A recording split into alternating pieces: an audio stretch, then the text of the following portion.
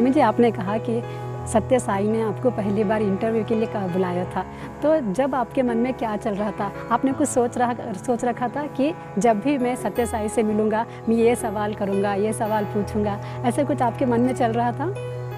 नहीं, कभी वो ऐसे सवाल मेरे मन में नहीं आए, मगर उत्साह तो हुआ था क्योंकि बहुत सारे भक्त थे जिनको उन्होंने सम्मान भी दिया और उनको इंटरव्यू भी दिया। तो हम इसको कहते हैं दर्शन, स्पर्शन और संभाषण, ये तीनों चीज़ उनको मिलते थे। हम जब भी एक सेवा दल बन के जाते थे, हमें एक ना दर्शन और स्पर्शन मिलते थे, संभाषण तो होती नहीं थी।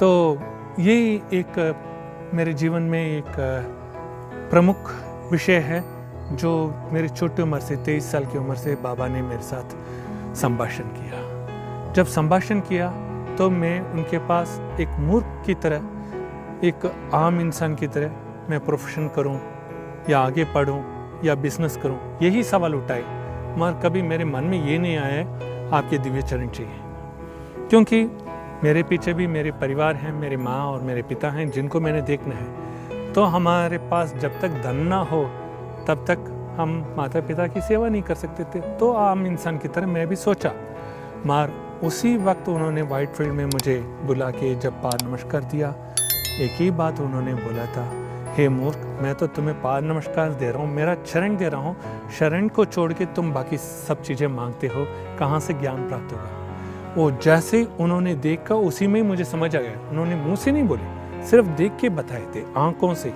फिर तुरंत मेरे मन में आया, आज से मैं उनके पास कुछ नहीं मांगूंगा। और बहुत बार उन्होंने परीक्षा भी की, मैं मांगता हूँ कि नहीं, सब देखते थे, जान पूछ के कुछ मटेरियल चीज़ें भी मेरे पास लाते थे, मैं अट्रैक्ट होता हूँ कि नहीं। मुझे किसी पे अट्रैक्शन नहीं है, केवल उनके शरण और गुरु की भक्ति, और गुरु जो बोलते हैं उसको हमने पालन करना है। वो केवल गुरु नहीं है, गुरु से भी ऊपर हैं, एक माता और एक पिता हैं और एक भाई हैं, बंधु हैं। मेरे लिए वो सब कुछ हैं जिन्होंने ना केवल मुझे जीवन दान दिया, बल्कि उन्होंने इतने इंटरव्यू देके मुझे बहुत खुश करवाए और ज्ञान इतनी दी हर एक इंटरव्यू में। आज जो कुछ भी हूँ आपके सामने उनकी आशीर्वाद।